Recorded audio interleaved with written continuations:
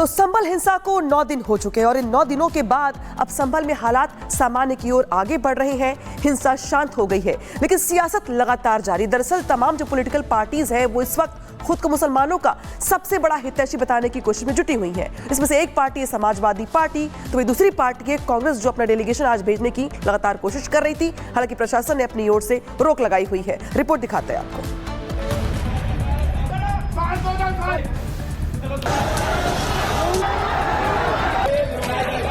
कांग्रेस का डेलीगेशन जाएगा संभल।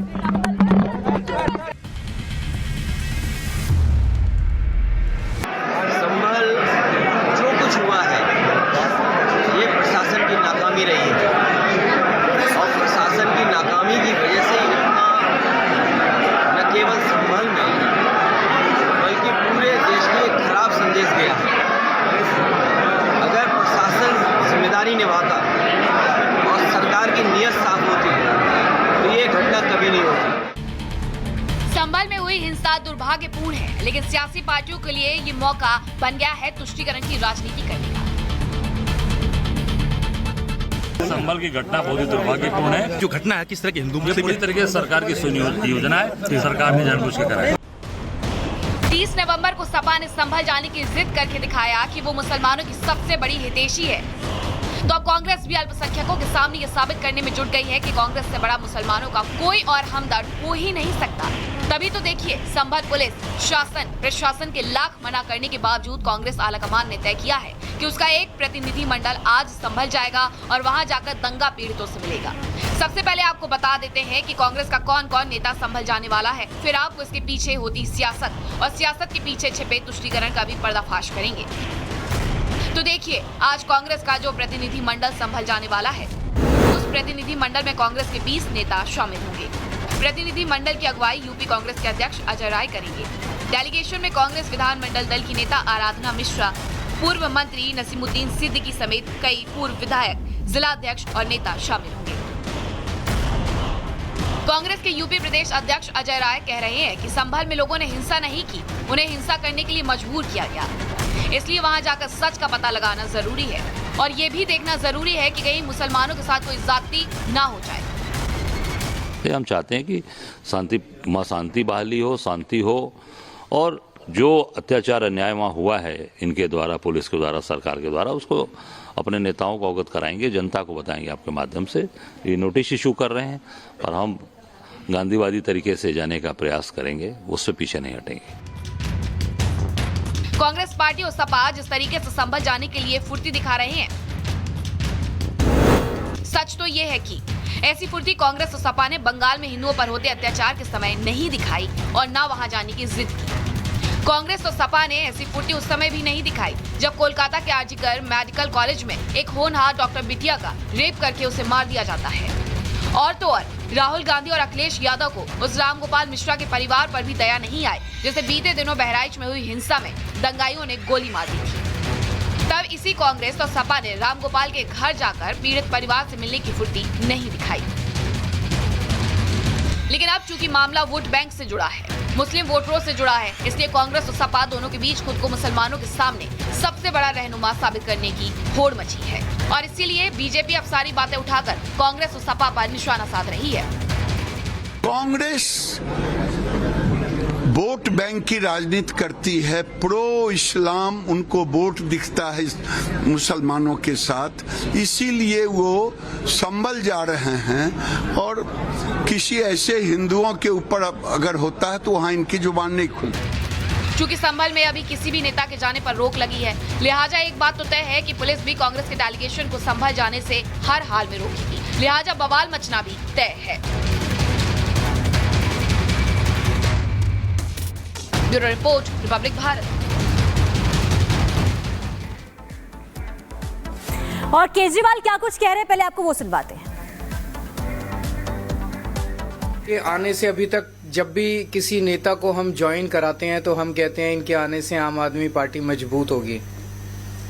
आज अवध ओझा जी के लिए मैं कहना चाहता हूं कि इनके आने से देश में शिक्षा मजबूत होगी, क्योंकि आम आदमी पार्टी शिक्षा के क्षेत्र में सबसे ज़्यादा काम कर रही है और आम आदमी पार्टी के जरिए जब ये शिक्षा में काम करेंगे तो देश की शिक्षा मजबूत होगी। और राष्ट्र निर्माण में शिक्षा का सबसे बड़ा महत्व है, तो राष्ट्र निर्माण मजबूत होगा एक तरह से। हमारी कोशिश ये रहती है कि जिन क्षेत्रों में आम आदमी पार्टी जो आइडियोलॉजी हमारी है, भ्रष्टाचार निरोधक, शिक्षा, स्वास्थ्य, इन क्षेत्रों में जो भी अच्छे लोग हैं जो काम कर रहे हैं उनको राजनीति में लाया जाए, ताकि राजनीति में आके वो अपना और ज़्यादा योगदान दे सकें। राजनीति में आने से पहले हम लोग भी एनजीओ में काम करते थे, मैं, मनीष जी, और एनजीओ में रहते रहते हमें लगने लगा कि एनजीओ के ज़रिए राजनीति के बाहर एक लिमिटेड तरीके से काम कर सकते हैं, इतना ही काम कर सकते हैं। जैसे मैं सुंदर नगरी की झुग्गियों में काम करता था, तो वहाँ पे 2 या 3 सरकारी स्कूल थे। उन सरकारी स्कूलों को ही ठीक कराने में पूरी ज़िंदगी बीत जाती है हमारी। लेकिन जब राजनीति में आए तो एक ब्रश से हमने दिल्ली के सारे सरकारी स्कूल ठीक कर दिए। तो अवध ओझा जी अब जब राजनीति में आए हैं तो वो शिक्षा के क्षेत्र में, रोजगार के क्षेत्र में खासकर एक बहुत अहम भूमिका निभाने वाले हैं, जिससे दिल्ली को और देश को बहुत फायदा होगा। तो मैं तहे दिल से अवध ओझा जी का पार्टी में स्वागत करता हूं।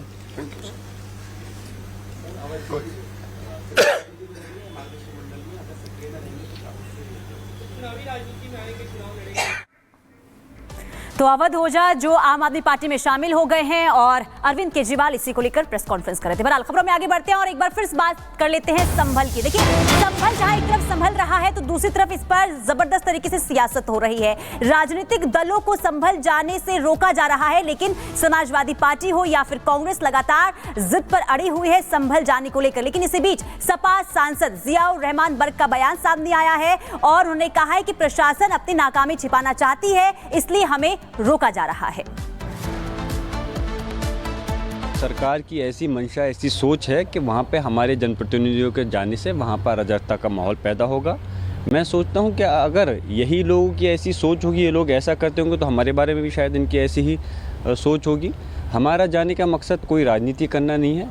मैं तो ख़ास तौर से वहाँ से सांसद भी हूँ और हमारे राष्ट्रीय अध्यक्ष माननीय अखिलेश यादव जी ने जो डेलीगेशन बनाया था, सिर्फ उसका मकसद ये था कि हम उनके दुख दर्द में जाके उन पीड़ित परिवार के शरीक हो सकें जिन परिवार के सदस्यों की हत्या कर दी गई है, और एक रिपोर्ट बना सकें कि जो उस घटना के अंदर किस प्रकार पुलिस और प्रशासन के लोग जिम्मेदार हैं, उसकी रिपोर्ट सौंपना चाहते थे।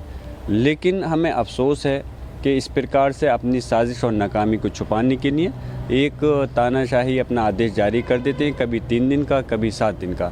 हमारी पार्टी ने इंसाफ दिलाने के लिए माननीय राष्ट्रीय अध्यक्ष अखिलेश यादव जी ने पूरी मजबूती के साथ में बीड़ा उठा रखा है। मैं उनका भी शुक्रिया अदा करता हूं, और जो पीड़ित परिवार हैं उनको 5-5 लाख रुपए देने की पार्टी की तरफ से सरकार से हम मांग करते हैं। मुआवजा दे, हत्या की गई है उनकी, तो क्यों मुआवजा नहीं दोगे? देखिए, समाजवादी पार्टी और कांग्रेस पार्टी एक सांपनाथ है तो एक नागनाथ है। समाज को डसने का काम, समाज को कमजोर बनाने का काम, हिंदू को मुसलमान से लड़ाने का काम, और फिर नौटंकी करने का काम, तुष्टीकरण की राजनीति ने देश को बर्बाद करने का काम। तो आपको बता दें, रोका जा रहा है नेताओं को, लेकिन फिर भी संभल जाने पर अड़े हुए हैं। सवाल ये है, क्यों इतनी हड़बड़ाहट है? क्या कुछ कहना है इमरान मसूद का इस पूरे मामले को लेकर के? तो कैसे पलटवार किया गया ब्रिजेश पाठक की ओर से,